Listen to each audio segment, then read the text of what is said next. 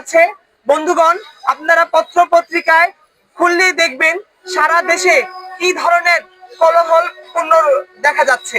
বন্ধুগণ, আমরা দেখতে পাচ্ছি আমাদের দেশে এক সময় এই যে হামের যে মহামারী, যে টিকা, সে ব্যবস্থাপনা উন্নত ছিল। আমরা বিগত সময় দেখতে পারবো অন্তর্বর্তীকালীন সরকার যখন ক্ষমতায় আসলো, জনগণ একটা স্বস্তি পেল।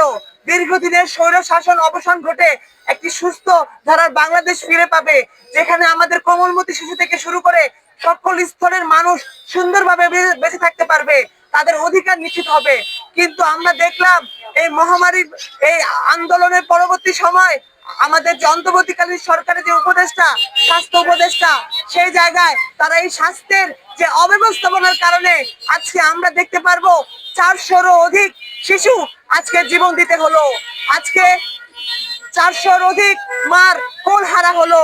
তাহলে দেখবো এই 400 জনের মার আত্মনাদ। আমরা সেই জায়গা থেকে বলতে চাচ্ছি, কেন এই অব্যবস্থাপনা, যেখানে একটি পরিকল্পনার মধ্যে দিয়ে আমাদের জনগণের দায়িত্ব নেওয়ার কথা ছিল, সেই জায়গায় আজকে হামের মতো একটা টিকার অভাবে এতগুলা শিশুর প্রাণ গেল। আমরা অবিলম্বে আজকের এই মানববন্ধনের মাধ্যমে এই স্বাস্থ্য উপদেষ্টা সহ এই অন্তর্বর্তীকালীন সরকারের অব্যবস্থাপনার বিচারের দাবি জানাচ্ছি।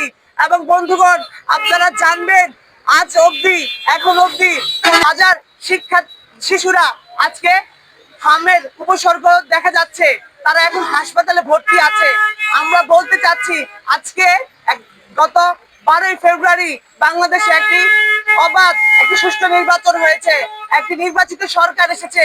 তাহলে কেন আজকে আমাদের স্বাস্থ্যের এই ধরনের ভঙ্গুর অবস্থা? প্রায় 3 মাস হতে চললো। তাহলে আমরা দেখতে পারবো আজকে আমাদের নারায়ণগঞ্জ শহরের মতো একটা শিল্প অঞ্চলেও আজকে দেখবো সরকারি হাসপাতাল মাত্র গুটি 2-1, এবং সেই জায়গায় আজকে দেখবো তারা সুস্থ চিকিৎসার অভাবে তারা হাসপাতাল ঘুরপাক খাচ্ছে। এই সরকারি হাসপাতালগুলোতে, ঢাকা হাসপাতালগুলোতে তারা সিট পাচ্ছে না, পর্যাপ্ত আয়োজন হচ্ছে না।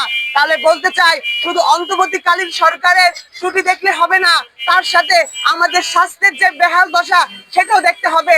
আজকে আমরা বলতে চাই, এই আমাদের যে মাননীয় প্রধানমন্ত্রী তারেক রহমান সেই জায়গায় 400 শিশুর মৃত্যুর পর কি ধরনের পদক্ষেপ নিয়েছে, আমরা দেখবো তার দৃষ্টিগোচর যে নজর, সেটা আমরা লক্ষ্য করতে পারলাম না।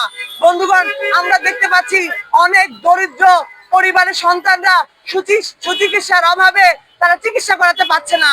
আমরা আজকে সমাজতান্ত্রী ছাত্র ফ্রন্টের পক্ষ থেকে বলতে চাচ্ছি, যেহেতু করে একটি দুর্যোগ কাল চলছে বাংলাদেশে, সেহেতু এই যারা এই হাম টিকা পাচ্ছে না তাদের সুচিকিৎসার জন্য বিনামূল্যে তাদের সর্বোচ্চ চিকিৎসা নিশ্চিত করা, এবং এই হামের প্রাদুর্ভাবকে কাটানোর জন্য যেই সব পদক্ষেপ নেওয়া দরকার জনবান্ধব, সেই সব পদক্ষেপের দাবি জানাচ্ছি।